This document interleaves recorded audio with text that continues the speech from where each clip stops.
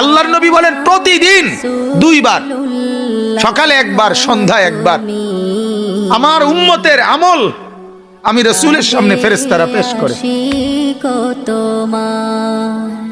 হায় হায়, নবীর সামনে তোমার নাম উচ্চারণ হয়, ফেরেশতা বলে ইয়া রাসূলুল্লাহ একটা সিজদা দেয় নাই, একটা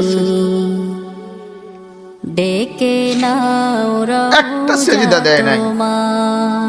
আল্লাহর নবী তখন বলে হায় আমার উম্মত, আমার 23টা বছরের দিবানিশির এই মেহনতের কোনো কদর করলি না। 23 বছরের আমার এত কষ্টের কোনো কদর হলো না। হাসরের ময়দানে নবী, দোস্ত শুনেন, হাসরের ময়দানে আল্লাহর নবী তার পিঠ দেখাবে, পিঠ, নবী তার পিঠ দেখাবে, পিঠ দেখায়া বলবে উম্মত দেখ আমার পিঠ চালনির মতো ছিদ্র ছিদ্র করে ফেলছি। তায়েফের বাচ্চারা যখন আমার পাথর মারছে, ওই পাথরের আঘাত সইতে গিয়ে সেদিন দেখবেন, সেদিন বুঝবা যুবক,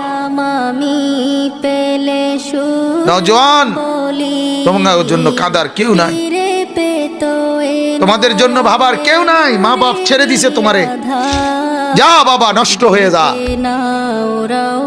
আহা, মোবাইলের হাতে ছেড়ে দিছে তোমারে, নষ্ট বন্ধুদের হাতে ছেড়ে দিছে তোমারে, যা বাবা ফেডের বুক লাগলে ভাত খাইয়ে যাইস, বাকি টাইম নষ্ট হয়ে যায়। অভিভাবক ছেড়ে দিছে সন্তান, দুপুর বেলা বের হইছে রাত 10টা পর্যন্ত, কারো কোনো পেরেশানি নাই। মা বাবার